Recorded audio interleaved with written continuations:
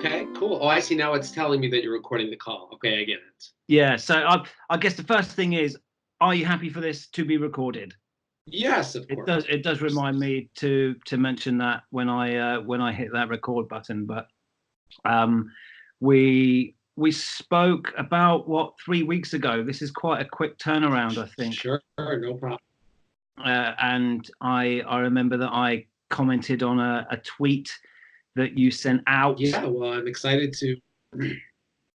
We exchanged maybe 7 or 8 different tweets, and then that turned into a conversation within the messaging system. So we were just talking to each other, and I think what I'm trying to do, the whole point in the overactive brain, is I want to talk to people that have different ideas, maybe see things from a different perspective to what I do, and I just want to be able to, introduce a dialogue that isn't full of the hate and the trolling and the blocking and the deplatforming of people, which you see, which is what Twitter is for, isn't it? I think that's what it has unfortunately turned into. Yeah, fantastic. Those are some great, goals, and that sounds terrific. Mm-hmm. But I looked into looked into you a little bit more and had a look through your website, and I've read quite a lot of the information that you have on there, and I'm very much interested in that. And I think that you probably have got a lot that you could teach me, certainly at this juncture in my life, because I have just said goodbye to a 15-year career in the financial services, where I was earning very good salaries. I was working in London. I was traveling all over Europe as a part of my job. And last year I decided that I no longer wanted to do that I wasn't enjoying doing that anymore. And I'm now going back to university to study psychology. So good for you. I want to go into clinical psychology or forensic psychology with the added fun of neuroscience on top of that. So the whole point of my website and the YouTube channel and what we're doing now is really helping prepare me for talking to people in a clinical setting. I'm going to meet people that come from diverse backgrounds. So I thought, well, how can I ready myself for that before that part of my journey comes its way? And that's why I think I've taken quite a lot of interest in what you're doing. So you're a family and relationship therapist, is that right? Yeah, and interestingly enough, I also kind of am going on a journey that's similar to yours, or have already been through a bunch of that. I have a business that I've been running for about 20 years. It's a technology business. And at some point, I decided that I wanted to supplement my life experience, not just with working with computers and technology and phones and mobile devices, but also working with people. So I also went back to school about 5-6 years ago for therapy, marriage therapy, and I've been enjoying it ever since. I'm sure that this is going to be a good decision for you, and I give you a lot of kudos for making that brave step. Yeah, it'd be interesting to find out what made you go down that path for supplementing this new business venture that you're on, because we have the option to be what we want to be. I mean, I'm not a firm believer in that you can be literally anything you want to be. There are some things that I will never be. I'm too old to become an air fighter pilot, for example, everybody's dream job. But I wanted to do something that was more meaningful, more rewarding. I have, through periods of my life, suffered with mental health. I've been depressed and I've been on antidepressants. I'm not anymore, but when I was working in the city of London, it was a 2-hour commute each way. My life was consumed by work. It was all about targets. It was all about money, really, and which is, in a young mind, a young brain, when I came out of school, I thought that was what I needed. I thought the more money I had, the more material things that I could own, and that would be what makes me happy. I was wrong. That's not what provides happiness. And I've done a lot of, not soul searching, but I've always had an interest in psychology. I've always had an interest in what makes people tick. I like observing the world. I like trying to I like trying to understand how things work and why there are differences in people. And by pursuing this avenue that I'm going through now, where hopefully I will become a bona fide clinical psychologist, even if it is a late venture at the age of 36, I'm sure that will provide a lot more meaning, certainly in terms of working in a target-based sales background. Yeah, no, I'm with you, and I had the similar struggle. When I chose to go back, I was about 45. I started thinking about it around the age of 44. I think for many men, and if you're part of the manosphere online, in the late 30s, early 40s, we kind of go through this mental transition where we're trying to put pieces of our lives together, and we're deciding, hey, you know what's working for us in our relationships, what's working for us in our business life. And I think for many, we just kind of have this epiphany that where many of our patterns that we've shown in the past may have been successful financially. It might not be the same, moving forward. Those might not give us the most fulfillment that we're looking for.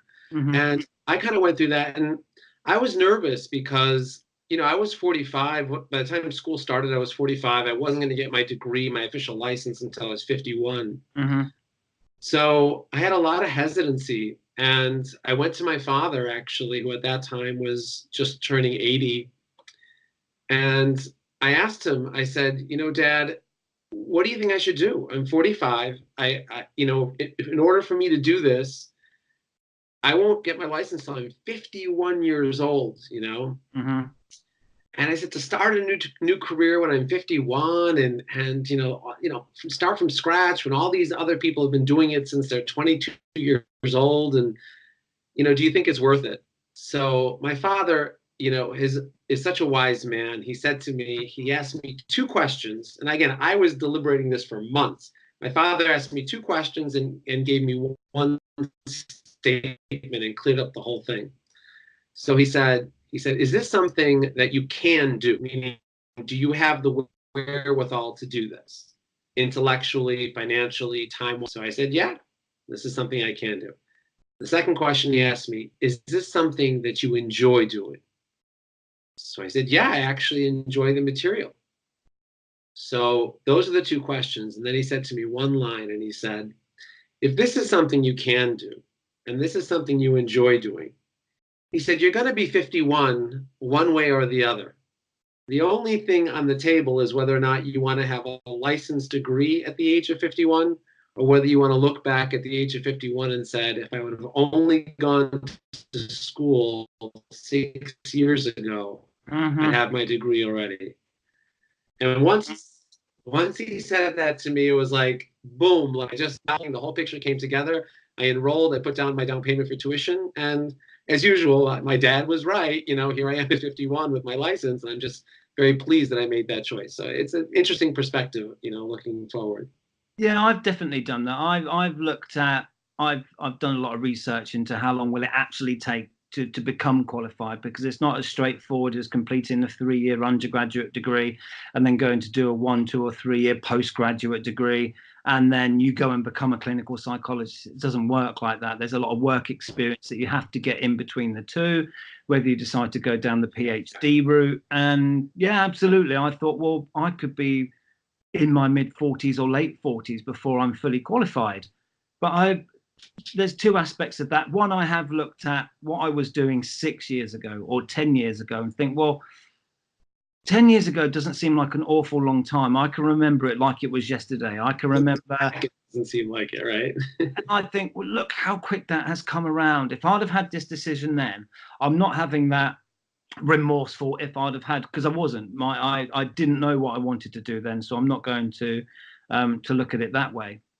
But I've also looked at it from the point of view that it's not like the journey in between now and, let's say, 10 years time, when I do become a fully qualified clinical or forensic psychologist or whatever it is I become. I'm going to enjoy the journey there because I love the content. I love reading about psychology. I like reading about philosophy. I like reading about politics, sociology, religion. I enjoy that. And I think, well, if I can get myself in an academic situation where I have professional people telling me, going to lectures and learning this information that I just love learning about, then the journey is as much part of everything as the destination. I think the journey has to be enjoyable.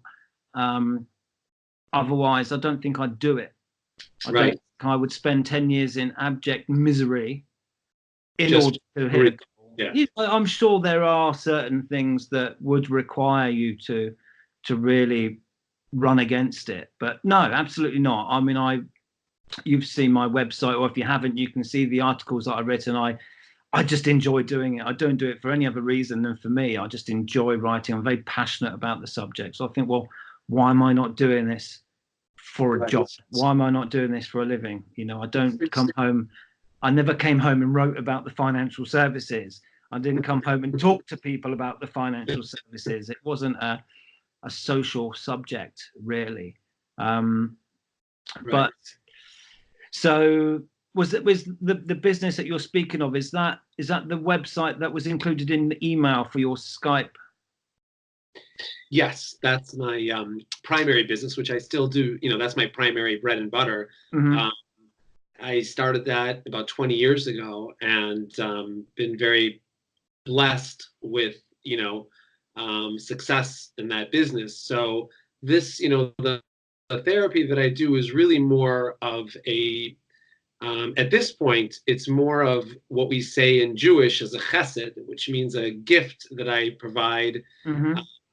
I have some clients locally here in Chicago, and I do pick up some clients every once in a while on Twitter. I don't advertise anything or really go about saying in any of my tweets, set up an appointment or see me or anything like that. I don't do that at all. But I do get people who DM me and they say, oh, can I speak with you privately and things like that, which is nice. I mean, I'm not running around looking for clients or anything like that. But I really enjoy it. I just enjoy helping people, working with people. And I see, like you had mentioned earlier in one of our emails, there is a huge need for people, I believe, that have a little more experience and more professional background to join the conversation of what's going on online, because what's out there, and the state of the state of relationships between men and women today is so young, which in my opinion wasn't that long ago. I mean, I got married 25 years ago. Doesn't seem to me that long ago. It's not like I'm 70 and I'm talking about the 1950s. I'm talking about almost by the 2000s, and things have changed a lot. And what I see online is a tremendous thirst for people who have some training, people who have a marriage positive attitude. And what got us conversing, and what kind of think your interest is there are people that have a faith-based approach, which is a little rare nowadays, and kind of brings a different angle into the whole idea of relationships. So, yeah, 100%. I think here in the UK, and I would also say it's probably the same in the US as well, there is a rise in mental health problems, particularly among young men.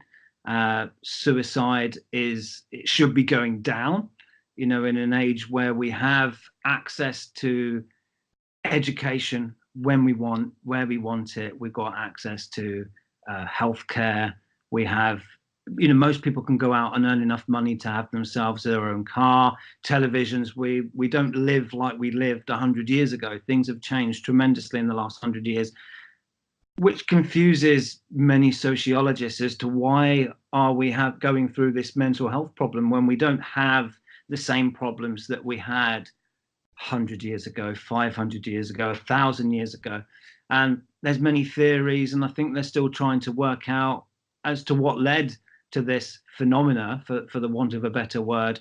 And I think this is what's really made me more interested in religion, is because I think that the lack of religion is partly to blame, if maybe not responsible for the majority of the problems that exist at the moment. Certainly around the 1800s, maybe as early as the 1700s, when you had the great thinkers, the philosophers who were just starting to discover and ask certain questions. We had science come into the mix, and atheism and people turning away from God, I believe, has caused a breakdown in terms of community. I believe that religion provides a lot of community. There's a lot of coming together. There's a sense of security amongst people of your own faith. Here in England, a very Christian country, there are regular services where people meet up on a Sunday, of course, but there are meetings and services that are throughout the week. And I have this theory of individualism, that there is a rise in people thinking that they need to be individuals, move out of home as quick as possible, live on their own, have their own car, have their own house. And that it's not like 100 years ago where you could walk outside and you knew your neighbor, you said hello. We don't do that anymore. We certainly don't.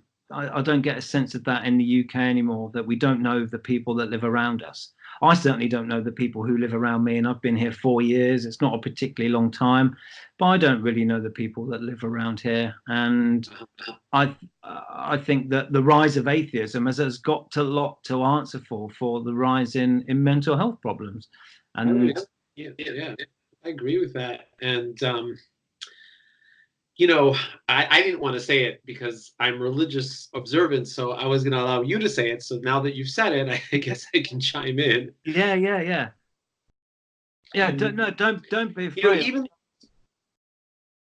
I mean, even one of the purposes that I enjoy or serve online is I kind of believe that in addition to what you're saying, it's certainly about community. That is for sure. And I respect your historical perspective in terms of the effect of the Enlightenment on people's sense of connection to God. That's for sure. But one of my goals online is to bring faith in what I would say roundabout way back into the dialogue between men and women. So even in the tweet that you and I originally spoke about and connected with, I had said something to the effect that 20 years ago I made a decision to stop looking at my wife's credit card bills completely. And then I added on the bottom, when I run out of money, I just turn to God and I say, you're going to provide, God will provide the rest. And the reason why I write such tweets, and if you've taken a look at some of my other ones, which I know you have, I like to interject a little bit of faith in there, is because I believe, as per what you were saying, that a belief in God and a belief in that there's a benevolent being that's got your back, that takes the edge off the pressures that we experience as young people and people living in this crazy world. The point of my tweet was not to be irresponsible with money and not to just, believe in miracles, but that there are limits to what people can accomplish on their own. And sometimes in relationships, what we do is we say, I'm going to work with you wife as best as I can. And then at some point, I'm going to say, okay, I'm going to give the rest up to God and let Him deal with some of the issues as well. And when a person is capable of having that belief, it takes the stress off.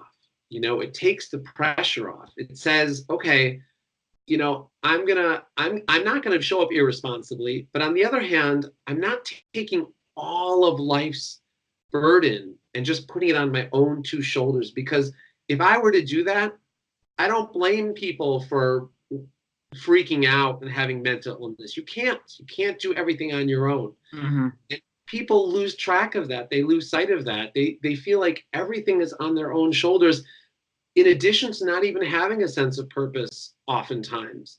And so I like to show up on Twitter and throw that little monkey wrench into, like, let's just say the red pill community or the feminist community or the I'm a strong independent person community. And I'll come up with things that they can relate to. And at the end of that, I'll say, oh yeah, and there's a little piece here for God as well. Don't forget that. And it's like, I feel like it's adding a piece of relief to people, and it reminds them that they're not alone, that they don't have to do everything on their own, and that they can lean on their faith to bring them strength into their day-to-day interactions, whether it's at work, at home, in their relationships, in their health, and everything else.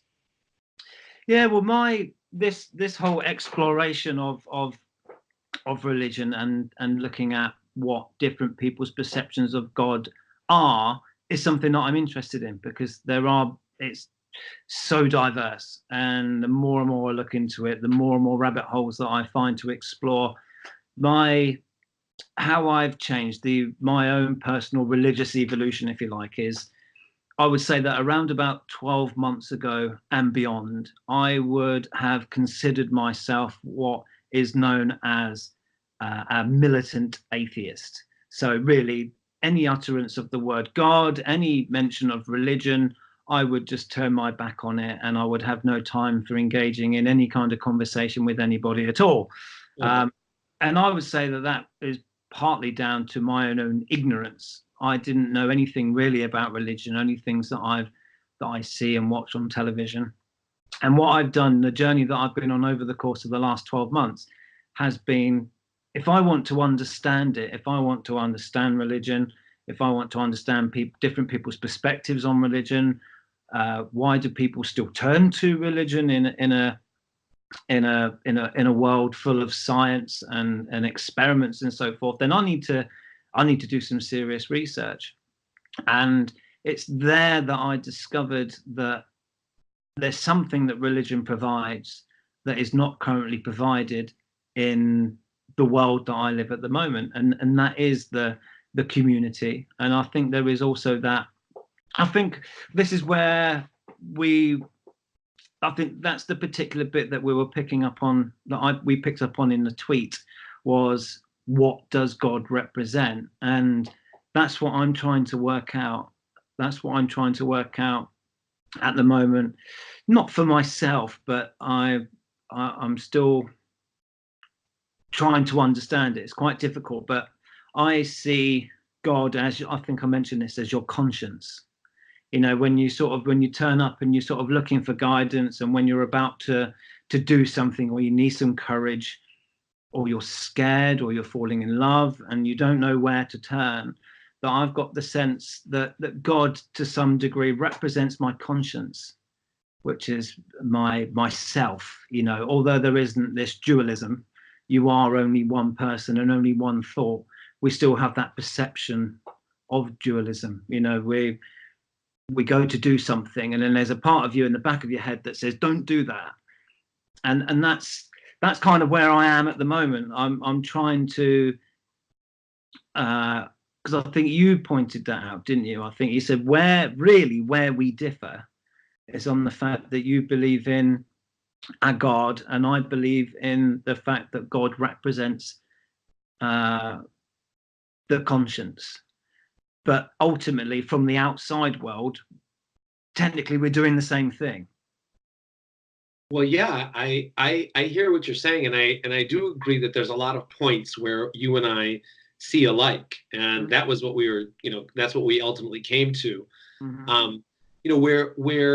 Where I see things differently would be essentially that I perceive, or my belief is that God is an independent being which exists as an infinite independent being which exists outside of us. And yeah, so it's a small little small detail, but it does make a big difference. But to what you're saying, the way God created, in my opinion, my understanding of how things humans is a combination of physicality and spirituality. So there's an infinite part of each person, which is actually a piece of God himself, which resides in each person. And then there's the physical makeup of our bodies, and which contains the infinite as well. But we all have a soul, and that would be a more direct connection. So when you say, I think of God as my conscious, I'm in total agreement. That is the more revealed part of God within each person. I take that to the next level, whereas so up till that point we are in total agreement. I take that to the next level and say that conscious that you have is a microcosm, a representation of the infinite God that is actually creating the world on a constant, regular basis. And that is what maybe perhaps in Hinduism they may say is the representation of the infinite nature of the universe, the source of karma. Obviously in Islam they call that Allah, and in Judaism, of course, Abraham was the beginner of monotheism. And Christianity also, Christians also believe in the one single God, and of course there's the Son, and all the other different ways that they explain it. But like I said, we agree on, I appreciate the fact that you walk around saying that I think of God as my conscious, because that is the first expression of God that a human being would experience, is their conscious. So we're kind of like agreeing on a lot. Yeah, it was when I got onto Twitter and I started looking, I was reading a lot of atheistic material online, that they was very unaccommodating towards religion. Now, obviously, I know that religion in certain factions around the world is causing an awful lot of problems. I won't mention specific religions, but obviously there are abhorrent things being done in the name of religion, which again can be argued as to whether that really is something that they're being guided to do by their scripture or otherwise. And then I think that solely is what is driving the atheist community to continue to push atheism, is because they're only looking, I say only looking at the real malevolent side of religion that we see predominantly in Asia and in the Middle East. But my concern is that in the process of moving away from religion, we're going to throw the baby out with the bathwater, which is that if that is the route that you want to take and that is what your goal is, that I think that you're going to miss something, because religion does provide something to people.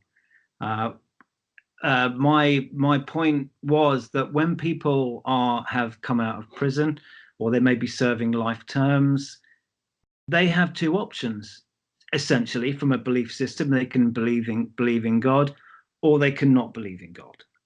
Why is it that there does seem to be a very large proportion of people that turn to God as opposed to go down the atheistic route? And my argument is that there is that sense of community. There is this collection of people where you are made to feel welcome, and there is a routine that you go through. I think religion provides a routine for many people as well. And I don't think that there is any kind of plan of action for the atheist community in a religious free world. I think that there is, I'd like to quote Dostoevsky, who who mentioned this, that his one big concern, despite him being an outspoken to speak out against religion, his big concern was a world without God, despite him being a proponent for atheism, for the same reasons that I'm talking about now.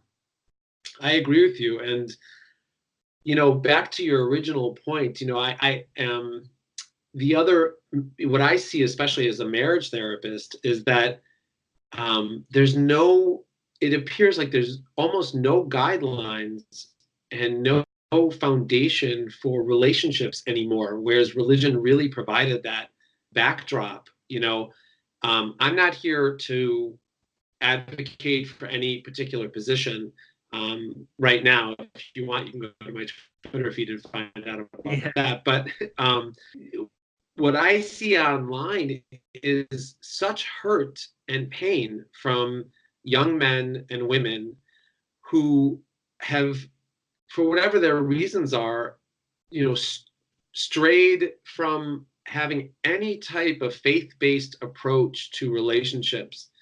And when that happens, it becomes a literal free-for-all. And so many people get hurt, and there's so much confusion with no sense of direction or purpose or any guidelines, you know. So and without any of those guidelines, there's no way for people to, in a healthy way, in my opinion, you know, there's no healthy forward moving path for people to have success in their relationships, because you can't make it up on your own as you're moving forward.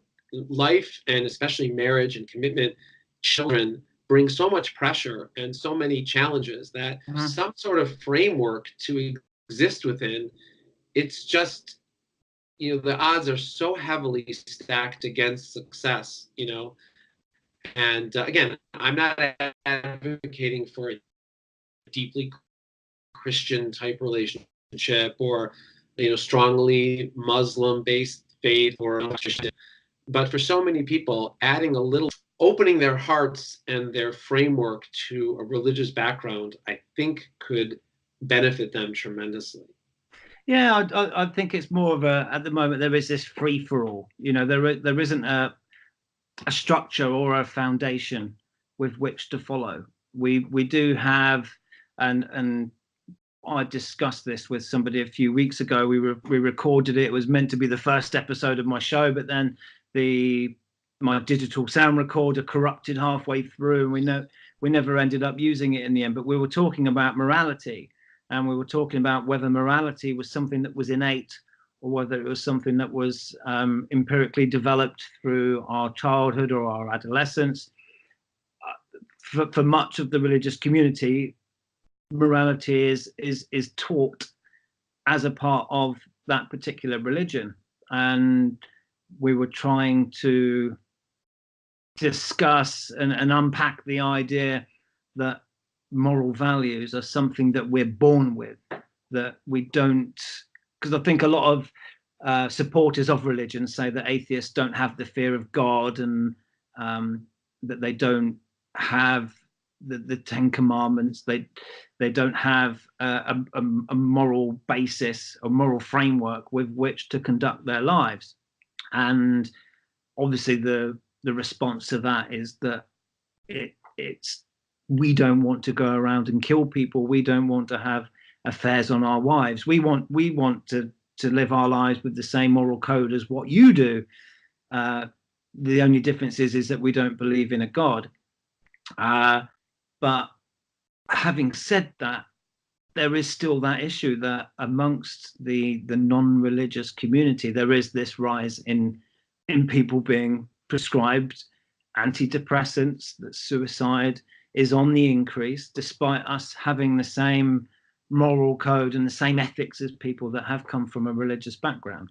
So there is something there. There is something that is in the religious community that outside of that, there is something missing. And well, let's take a look at this example that you're giving, and I'll just give you my perspective on it, just as small little,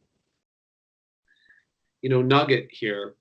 Let's just say that a secular person, a secular atheist person, has the same moral code as myself on any given particular issue. Let's just say it's about helping a woman cross the street. Just use an example. Okay, so we both believe that that's appropriate to do. We both agree that it's appropriate to be kind to strangers, especially to respect your elders. Perfect. One difference that you can see is that when the secular atheist person helps the old woman across the street, they're fulfilling their own personal mantra, their own personal sense of right and wrong. And that's beautiful, for sure. Everybody should feel self-fulfillment. When a religious person or a faith-based person chooses to do that same action, they're not just fulfilling their own sense of right and wrong. They're also connecting to an enormous spiritual framework and sense of divine mission at the same time. So they're not just doing what they think is right, but they're also connecting to a higher purpose as well. To bring this into a different example, and I'm doing this off the cuff, imagine if you and your friend are playing, let's just use the example of American, we'll use a soccer example, right? Football. So because you're from, I'm sorry, football. Yeah, good. So it works both for Americans and for British. Yeah. So let's just say you and your friend are out in the football field, and you are standing by your goal line, and your friend kicks you a ball, and you take that ball, and you're the only one on the field. And you're moving back and forth, and you're dribbling back and forth, and you're using your feet, and you're doing all these things, and you somehow do the spin kick all the way at the end, and you score it into the end zone or the goalposts or whatever, soccer net. Yeah. Okay. That's like great, right? Like maybe somebody even got that on video, and it was wonderful, and wow, like you really exercised, and it's wonderful. Now imagine you are the exact same person, your friend is the exact same person, but the stadium is full of thousands of people. You're wearing a jersey for a specific team, your friend's wearing the opposite jersey, and there are actually the other players on the field, and you take the ball and you do the exact same move. It's the same move. You do all those same moves to get you to that end zone or that goalpost, and you put the ball into the end zone. Which one of those has inherently more sense of accomplishment and purpose? The second one. There you go. That's exactly the difference. So that it's the example isn't perfect, and I'm not giving you perfect examples and all that stuff, but I'm trying to share with you why a faith-based sense of morality and purpose adds an infinite level of self-satisfaction and a sense of accomplishment to the same moral principles and the same moral actions. The action is the same, but the experience of that is totally, and the significance of that is totally different for these two people. Yeah, it's really interesting. Kind of like hit home a little bit. So you cut out for a second. Oh no, you're there. Yes. Yeah, it's really interesting what you said there, because what I took from your second example is that, and maybe that's helped me answer this question that I'm trying to get to the bottom of, is people very much like everything now. Everything is expedient nowadays. We want things delivered same day, or if you have the option of having it today or having it tomorrow for a slightly less fee, we'll have it today. We'll pay more so that we can have the product now. Everything is all about cheaper, faster, more economical, easier. And I think to some extent that takes away the sense of achievement, that when we get the end product, whether it is something we've purchased or it is a qualification that we're going for, there is less of a sense of achievement. And I think the less of that sense of an achievement we have in our lives, the more we're probably going to feel that we're not living a meaningful life. I'm not sure whether I mentioned it before, but have you heard of the Canadian clinical psychologist Jordan Peterson, who's risen to fame over the last couple of years? His whole mantra is that life is inherently suffering, that we are supposed to embrace the struggles that we encounter every day, but the struggles that we come across and that we encounter is what creates meaning. It's what gives us a sense of purpose. The more we try to move around these obstacles rather than embracing them is either where we find ourselves coming into difficulty, because sometimes embracing a difficulty or embracing an obstacle is actually easier than trying to avoid it. But in our heads, we're just too put off. As soon as we see an obstacle, we try a different route, and it takes us longer to get there, or we just don't get there at all. Or if we do get there, where's the achievement? You know, what if you have, like you said, the guy who's dribbling the ball, there's no one there, there's no opponents, there's no crowd who's making him nervous, there's no one defending the goal, and he does this spinny kick and shoots it in. I should imagine that that's a lot harder when you've got 60,000 people screaming at you, you've got 10 other players running at you wanting that ball. It's an important goal, and you've got to try and pull off that same trick in front of all those people in those circumstances. I would feel a much bigger sense of achievement doing that. And you can extrapolate that analogy, I think, into anything. Oh, yeah. And also the, the other piece of that analogy is that, in the first example, it was just him playing with his friend. In the second example, he's part of a whole team and like a whole, I know in England especially, you guys go wacko over this kind of stuff, So if he scores that goal, it's like he didn't just score a goal, he just changed the whole face of, British sports, So it's like everything becomes amplified, And it's interesting that Jordan Peterson is that you're bringing up that analogy or that perspective. I mean, that is a straight biblical understanding of the purpose of creation. I mean, when Adam and Eve were when they were in the garden, God, quote unquote, punished Adam by exiling him from the garden. But what did he exile him? He said to him that from now on, your way of connecting to God is going to be through your toil. And as long as Adam was in the garden, he had a direct, instant messaging connecting to God just by standing there. But the second he got outside of the garden, God said to him, guess what? The new way that we talk, the new way that you find meaning, the new way that you achieve and accomplish and fulfill your purpose is through work, is through labor, is through back-breaking labor. And it's going to be hard. And so long as you participate in that labor, you will then, through that labor, you will connect to me. But, gone are the days where you could just, sit back and just have that, instant connection. So it's interesting because Jordan Peterson is basically the exact same story that comes out of Genesis, Well, he is a very religious person, although when he is asked, do you believe in God? He always says, I hate that question. He makes a point of letting people know that he doesn't like that question being asked of him. But his answer has been that he acts as if there is a God.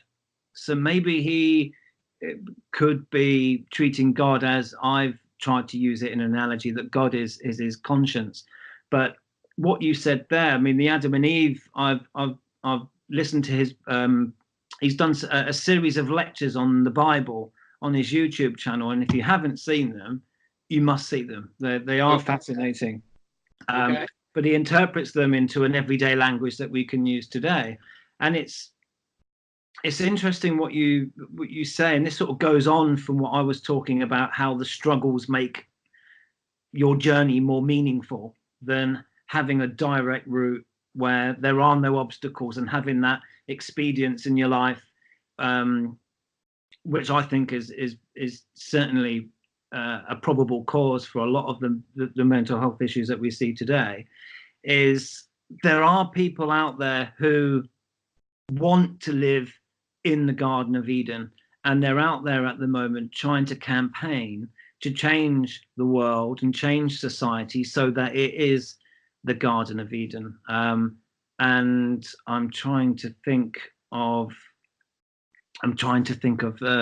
a utopia. So the Garden of Eden is quintessentially a utopian world, and outside is what you and I experience every day.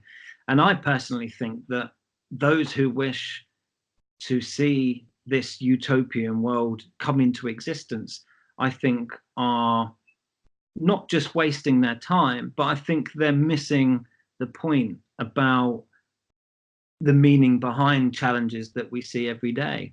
These people who want to live in a utopia where everything is just perfect and there are no problems and everybody gets on with each other, I don't think could possibly be anything other than a disaster. Uh-huh.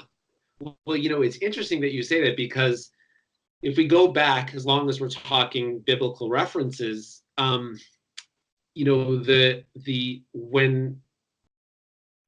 God originally created the world and kicked Adam out from the garden, there was a time frame that he was to be kicked out for. This is not an eternal banishment.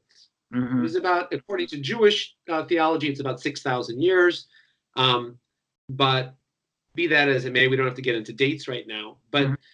ultimately, the purpose of Adam getting kicked out was that he should toil the world and toil the earth and work in the world, like you were mentioning, and that the effort is the purpose. That is like Jordan Peterson was saying, is that the effort is the meaning in life. That is, the relaxed.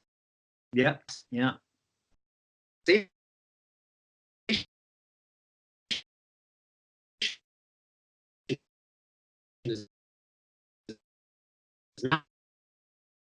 Now, on the other hand, I look at public discourse, and when I take a look at society, and when I take a look at relationships between men and women, I see this balance between a drive to say, I want things to be perfect, and I want to live in a perfect society on one hand.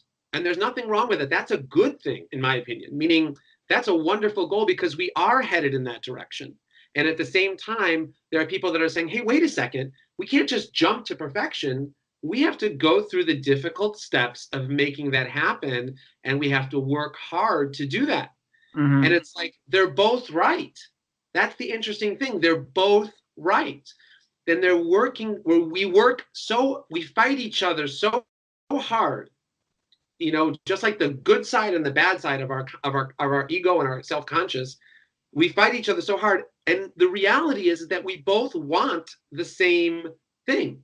Nobody wants to toil forever. But on the other hand, we can't just jump to utopia tomorrow. Mm-hmm. So I love that dynamic between different people. I love the difference between the left and the right. I love the difference between men and women. I love the struggle. And I love the idea. And part of what I like to do is I like to point out to people, hey, we're all on the same, even though we're holding in different places, and God created us with different natures. So we're all going to be focused on different things. And at different times of your life, as you know, at different times of my life, we focus on different things, but we're all in this together. We're all working towards that same goal, Well, we have to be to some degree because we live together. It's not like we live on one side of the planet and we're going to do our thing and you're on the other side of the planet doing your thing. We walk past each other every day. We have to work. We can't choose our work colleagues. We can't choose our neighbors. We can move, but we can't change whether that person is going to move away and someone's going to come in next door who has a different political opinion or a different color of skin or a different sex. You're never going to avoid that. That is something that we need to accept. And I think that what we've done here, the fact that we're having this conversation now, that we're able to have a conversation, a civilized conversation where we listen to each other's ideas. Because I've learned more about you, you've learned more about me. We've probably maybe learned some little bits about other topics indirectly, is something that is distinctly lacking from society at the moment.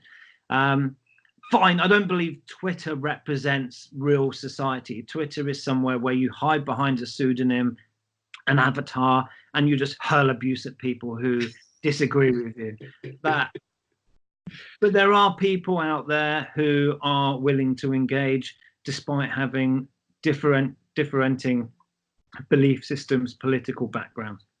And the fact that we have this journey towards this utopia, and you are right, I mean, for all the people that are complaining today, healthcare has never been as good as it is now. Access to education has never been as good as it is now. Infant mortality is at all-time lows. Racism is at all-time lows. We don't have really diseases other than HIV and AIDS, HIV/AIDS, and cancer. Well, actually, maybe at least cancer survival rates are coming down, and the number of people being affected by these diseases are coming down. And whilst HIV is a new phenomena, or a new, it's only been on our planet within the last 100 years, the survival rates, you know, it's no longer a terminal condition. If you contract HIV, you can live a fulfilling life. We don't have abject poverty in the center of London. You know, most people can have enough money to afford a car, have a television, go on holiday, and do really what they want to do. But at the same time, as we continue this journey towards utopia, the fact that people are moving in that same direction at the same time as fighting each other, I think is one, either going to make that journey there completely void of meaning, and it's certainly not going to be rewarding if you've got there through, well, they're not going to make it without everyone else making it at the same time. And I can't see how we can live in a utopia if we're fighting. So we've got to learn to live with each other first, if we're to live with each other in a utopian society at the end of it. And I think that having discourse like this, where we're able to respect each other's ideas and backgrounds and thoughts and so forth, is something that other people need to learn to do, especially on social media. Well, I would agree with you. I remember reading about 10, I don't know, maybe 20 years ago already. You know Scott Adams from Dilbert? Yes. Yeah. So he had written a book. I forgot the name of. He had written he's written many books, but one of them was called, I think it was called The Dilbert Future. Mm-hmm. And one of his greatest insights in that book was that the future is not going to be about accomplishing or conquering the world. That's going to have been done. As you were mentioning, disease is down, you know, infant mortality is down, education is up, you know, the economy is up. And again, I'm not trying to suggest that this is the way it is all over the world, but very quickly, this type of prosperity could, you know, move to the four corners of the world. Since it's already been done, it's no longer something brand new. But the challenge, he says in his book, is going to be all about perspective. It's not about the conquering anymore. It's about the way we see ourselves and the way we see the world. That's going to be the new challenge. And as you're pointing out, you know, we're fighting each other. We're looking towards utopia. The new most difficult way of connecting and achieving peace is going to be through the way I perceive you and the way you perceive me and the way we relate to what's actually occurring in the world. Mm-hmm. I won't have any problem going to the grocery store and buying a loaf of bread.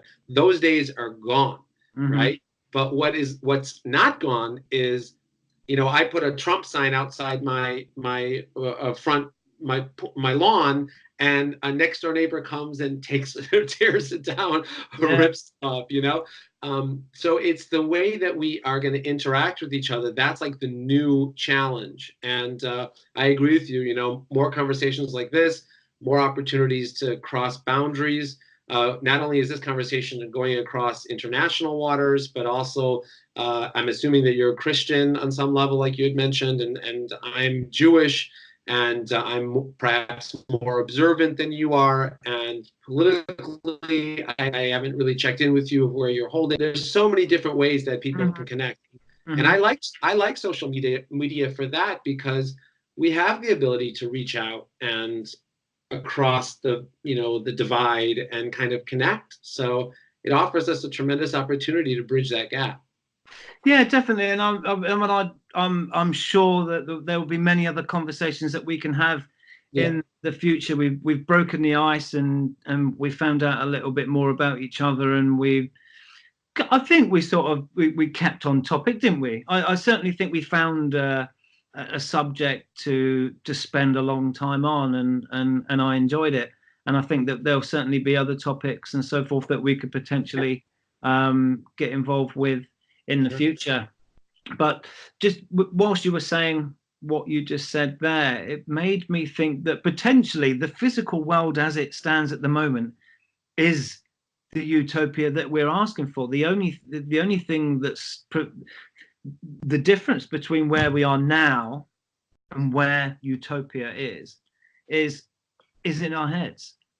It's amazing that you just said that. It's an untangible thing. We're not asking for we haven't got volcanoes going off every 100 yards. We haven't got earthquakes. We don't have particular problems with that. It's purely our thoughts and our ideas that is preventing us from getting to this utopia. We don't have to ask for any kind of natural phenomena to come along to change this. We're not asking for miracles. We're just asking people to change their ideas and their behaviors, which is something we could do overnight. Exactly. But it isn't going to happen overnight.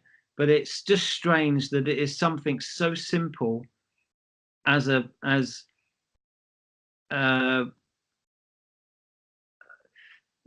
just an opinion, just a belief or an attitude towards something, purely attitude that is preventing us from being there now. 100%. The Lubavitcher Rebbe, who's my rabbi, he said 20 years ago, he said, the world is ready for the ultimate transformation. All we need to do is open our eyes and see it. Perfect. Yeah, I think that you're very 20 good. Years ago, 25 years ago, he said that. Mm-hmm. Yeah, well, I think and you're mimicking his words for sure. Yeah, well, I think that's it. Unfortunately, I mean, I'm an optimist and I'm a pessimist, but I don't like to put myself in the category of optimist or pessimist. I like to call myself a realist, so I'll just, there's my cat coming to interrupt my recording again. I like to be a realist, but unfortunately sometimes that means I come across as a pessimist.